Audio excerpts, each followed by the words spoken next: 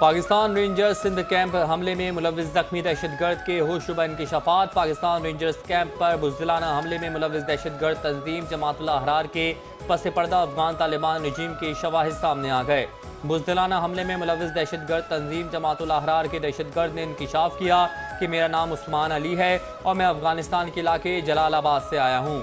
मेरे साथी और भी हैं जिनका नाम अब्दुल हादी जानान और उमर फारूक था। मेरे साथ आने वाला दहशतगर्द अब्दुल हादी मारा जा चुका है। दहशतगर्द जानान ने पाकिस्तान रेंजर्स के कैंप पर बम फेंका। दूसरी जानिब जब मैं भाग रहा था तो मुझे गोली लग गई और मैं वहीं गिर गया।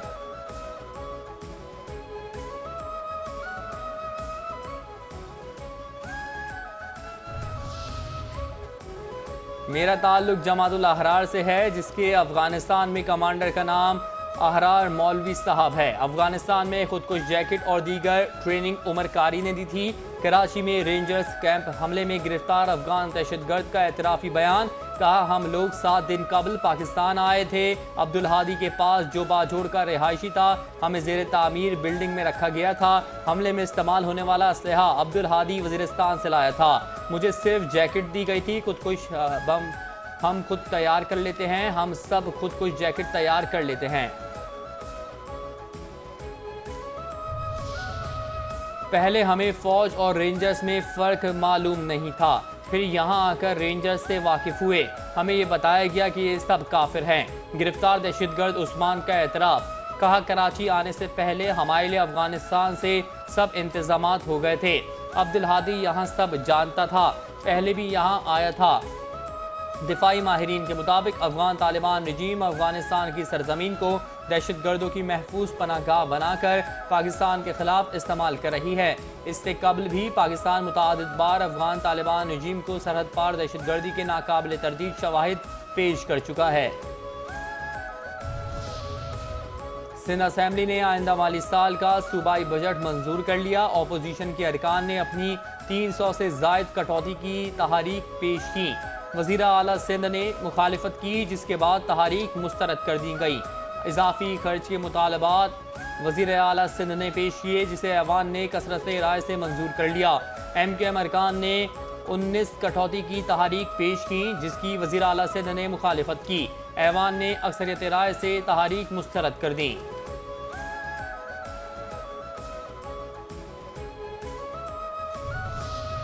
इस सिंध धरती को समझो और इसे कबूल करो।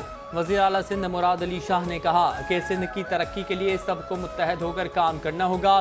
गुज़श्ता रोज़ तल्ख बातें अपोजिशन की तरफ से हुई। बानियान पाकिस्तान में आपके हम सब के बड़े शामिल हैं। अपना वतन छोड़ना आसान बात नहीं। आपके बड़ों ने कुर्बानियाँ दी। आप लोग आए तो सिर्फ सिंध ने कबूल किया और किसी ने नहीं। मोहब्बत करने वाली धरती सिंध से निकलकर पंजाब तो जाएं। अपोजिशन को सिंध असेंबली में बराबर नहीं बल्कि बेहतर मौके मिलते हैं। मैं बजट दे चुका, अगर आपने नहीं सुना तो यह आपका मसला है।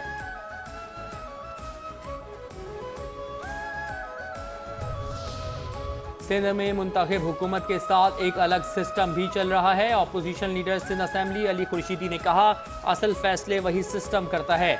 वजीर बल्दियात नासिर हुसैन शाह की सिंध बिल्डिंग कंट्रोल अथॉरिटी में भी नहीं चलती। सिंध में करप्शन के बगैर कोई काम नहीं होता। सरकारी अफसरान कमीशन को अपना हक समझने लगे हैं। कमीशन कल्चर ने पूरे सरकारी निज़ाम को मफलूज कर दिया। करप्शन के सामने बंद बांधा जाए, वरना सिंध का निज़ाम मजीद तबाही की तरफ जाएगा। सिंध हुकूमत में कई ऐसे सूबाई वज़रा मौजूद हैं जिनके सेक्रेटरी उनकी फ़ोन कॉल्स तक नहीं उठाते।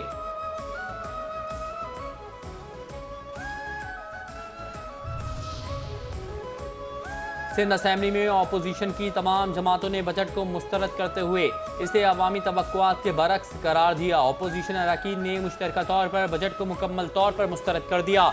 MKM पाकिस्तान के डिप्टी पार्लिमानी लीडर तलहा अहमद और रुकन सिंध असेंबली डॉक्टर फौजिया हमीद ने बजट पर इजहार ख्याल करते हुए कहा कि ये बजट शहरी सिंध के मसाइल का हल पेश करने में भी नाकाम रहा, इसलिए इसे अवाम दोस्त बजट करार नहीं दिया जा सकता। तहरीक इंसाफ के पार्लिमानी लीडर शब्बीर कुरैशी और रुकन सिंध असेंबली रेहान राजपूत ने भी बजट को शदीद तनकीद का निशाना बनाया।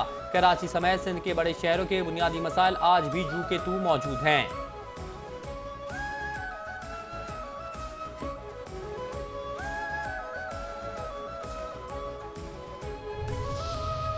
सिंध असेंबली में जमात इस्लामी के पार्लिमानी लीडर मोहम्मद फारूक ने बजट को अवाम दुश्मन करार दे दिया।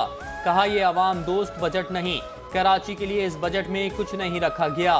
सिंध हुकूमत ने कराची के मसाइल को बजट में नज़रअंदाज किया। फिल्म पर 4 अरब रुपए खर्च किए जा रहे हैं, अवामी मसाइल पर तवज्जो नहीं दी गई। हुकूमत की तरजीहात अवामी फलाह नहीं बल्कि गैर ज़रूरी मंसूबे हैं।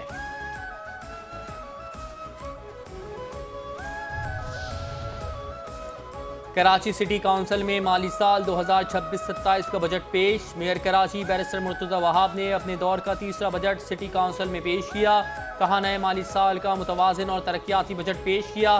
कराची के तमाम अजला में इंफ्रास्ट्रक्चर की बहाली पर तवज्जो दी जा रही हैं। जो सड़कें KMC के मातहत नहीं वो भी बनाएंगे।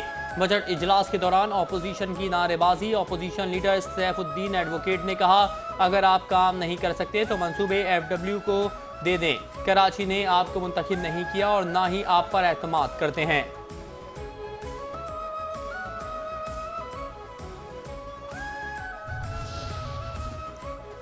कराची में दहशतगर्द हमले में शहीद होने वाले रेंजर्स के जवानों की नमाज जनाजा अदा।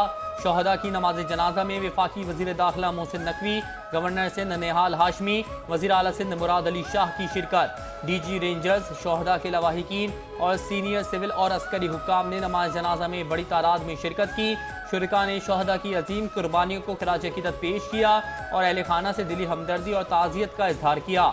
नमाज जनाजा के बाद शोहदा के जज्दे खाकी उनके आबाई इलाकों को रवाना कर दिए गए, जहां उन्हें मुकम्मल फौजी एजाज के साथ सुपुर्द खाक किया जाएगा। वफाकी वजीर दाखिला मोहसिन नकवी ने गवर्नर सिंध के हमरा जाए वक़वा का भी दौरा किया।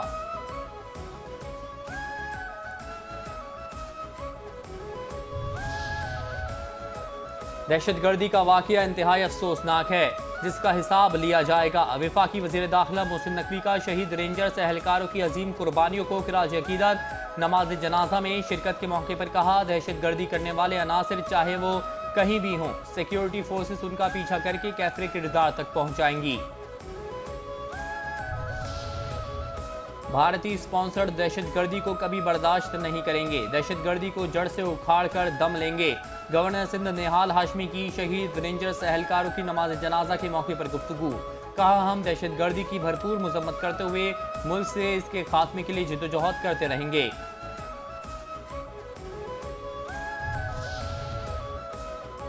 मुल्क से दहशतगर्दी के मुकम्मल खात्मे के लिए सिक्योरिटी फोर्सेस के साथ खड़े हैं। वज़ीर आला सिंध मुराद अली शाह कहते हैं दहशतगर्दों के नापाक अज़ाइम को खाक में मिलाते हुए रेंजर्स के बहादुर जवानों ने जाम शहादत नोश किया, सलाम पेश करते हैं।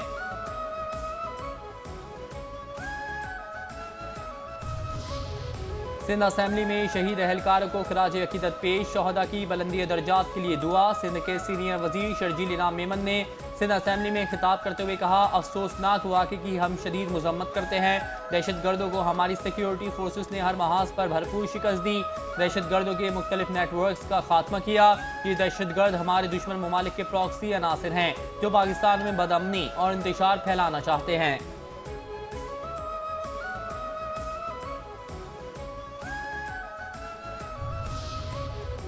सरबराह JUI मौलाना फजलुर रहमान से अमीर जमात इस्लामी हाफिज नईमुर रहमान की मुलाकात। आज़ाद कश्मीर की सूरत हाल पर बातचीत। दोनों रहनुमाओं का आज़ाद कश्मीर का मामला ताकत के बजाय मुज़ाकरात से हल करने पर जोर। हाफिज नईमुर रहमान ने कहा हमने ज्वाइंट एक्शन कमेटी को कहा आइन में रहते हुए बात हो सकती है, हमें हुकूमत की जानिब से जवाब का इंतज़ार है। मौलाना फजलुर रहमान ने कहा एक वफ्द खत लेकर आया था और सालिसी की पेशकश की। मैंने कहा लॉन्ग मार्च को मौखर किया जाए, जिस पर उन्होंने लॉन्ग मार्च मौखर किया और मजीद कोई कदम नहीं उठाया। अब हम दोनों तरफ से जवाब के इंतजार में हैं।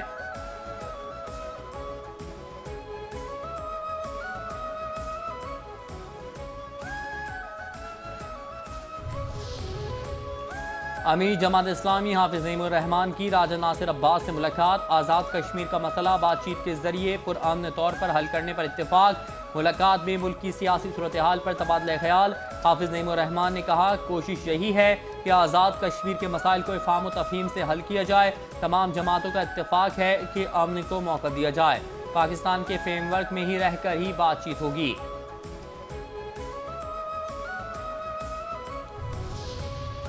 तेहरान ने सबक न सीखा तो ईरान का वजूद नहीं रहेगा। ट्रंप की एक और धमकी, कहा अमेरिका ने ईरान में एक बार फिर हमले किए हैं। कार्रवाई ईरान की जानिब से जंगबंदी मुआहदे की खिलाफ वर्जी के जवाब में की गई है। अमेरिकी फजाइया ने ईरान के मिसाइल और ड्रोन जखीरा करने वाले मकामात और साहिली रडार साइट्स पर हमले किए। अमेरिका मुस्तकबिल में मजीद कार्रवाई भी कर सकता है। ऐसा वक्त भी आ सकता है जब हम मजीद तहामुल नहीं दिखा सकेंगे। हमें वो काम फौरी तौर पर मुकम्मल करना पड़ेगा जिसकी हमने बहुत कामयाबी से इब्तिदा की है। अगर ऐसा हुआ तो ईरान का वजूद बाकी नहीं रहेगा।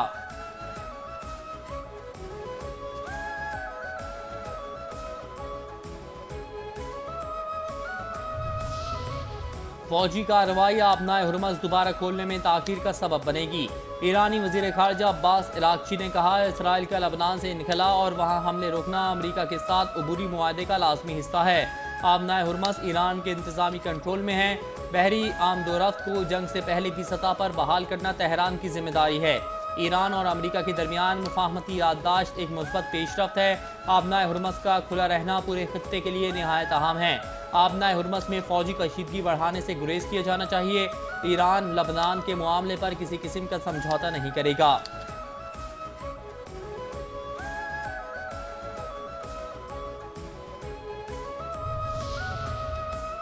वज़ीर ख़ारजा इसहाक़ डार का बहरीनी हम मनसब डॉक्टर अब्दुल लतीफ़ बिन राशिद अल ज़ियानी से टेलीफोनिक रब्ता। वज़राए ख़ारजा का MOU पर दस्तखत के बाद इलाकाई सूरत हाल पर तबादला ख्याल। बहरीनी वज़ीर ख़ारजा की इस्लामाबाद MOU पर दस्तखत पर इसहाक़ डार को मुबारकबाद। बहरीनी वज़ीर ख़ारजा ने जंगबंदी के लिए पाकिस्तान की कोशिशों को सराहा। जल्द दौरे का ऐलान। बहरीनी वज़ीर ख़ारजा वज़ीर आज़म और फील्ड मार्शल का शुक्रिया अदा करेंगे। तर्जुमान दफ्तर ख़ारजा के मुताबिक बहरीन ने इलाकाई अमन और इस्तेहकाम के लिए पाकिस्तान के किरदार को सराहा।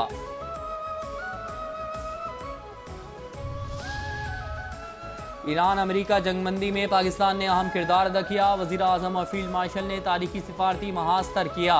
जंगबंदी ना होती तो दुनिया भर में मुआशी बहरान पैदा होता। वफाकी वज़ीर मनसूबाबंदी एहसन इकबाल का लाहौर में तकरीब से खिताब, कहा पाकिस्तान ने मार्का दिफा जीता, इसके बाद मार्का डिप्लोमेसी जीता। वज़ीर आज़म और फील्ड मार्शल की बेहतरीन सिफारतकारी की बदौलत जंगबंदी मुमकिन हुई। मार्का हक में कामयाबी के बाद पूरी दुनिया में पाकिस्तान का वक़ार बुलंद हुआ।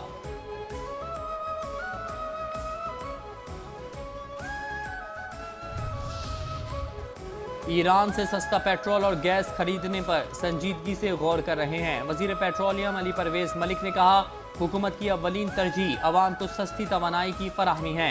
हुकूमत आलमी मार्केट में खाम तेल की कीमतों, इलाकाई सूरत हाल और सप्लाई चेन पर मुसलसल नज़र रखे हुए है। हालिया जंगबंदी के बाद आलमी तवानाई मार्केट में कुछ इस्तेहकाम आया है। कीमतें अब भी मुकम्मल तौर पर मामूल पर नहीं आईं, इसीलिए हुकूमत हर मुमकिन सस्ता जरिया तलाश कर रही है।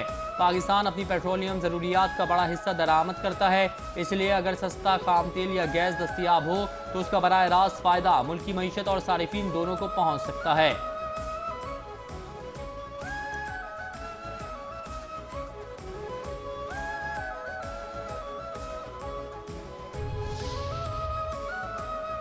मार्के हक में भारत को इबरतनाक शिकस्त। मोदी हुकूमत का पहली बार फौजी अमवात का बाज़ाब्ता एतराफ़। भारतीय जरीदे दी वायर के मुताबिक भारतीय हुकूमत ने बाज़ाब्ता तौर पर पहली बार ऑपरेशन सिंदूर में हलाक होने वाले 6 भारतीय फौजियों के नाम जारी कर दिए।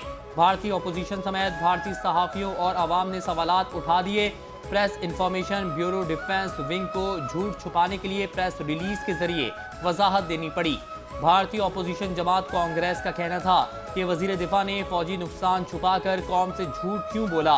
हालिया ऐलान में गुज़श्ता साल फौजी एजाज हासिल करने वाले भारतीय BSF जवानों दीपक और राम बाबू सिंह के नाम ही शामिल नहीं हैं।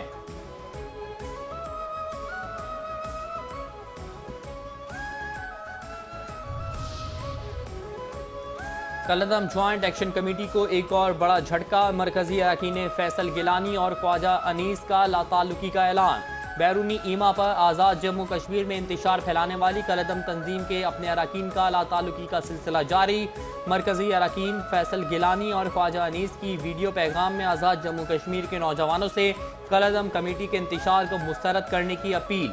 कलअदम एक्शन कमेटी के मरकजी कारकुन फैसल गिलानी ने भी लाताल्लुकी का ऐलान करते हुए कहा कि कलअदम ज्वाइंट एक्शन कमेटी अवामी हुकूक के मिशन से पीछे हट चुकी है। कलअदम तंजीम बैरूनी शरपसंद अनासिर के एजेंडे पर कारबंद है। ख्वाजा अनीस ने कहा कि अवामी हुकूक के नाम पर शुरू होने वाली तहरीक ने रियासत और इदारों के खिलाफ अपनी हदूद पार कर दी हैं। पाकिस्तान और रियासती इदारों के खिलाफ किसी भी किस्म का बयान नाकाबिले बर्दाश्त है।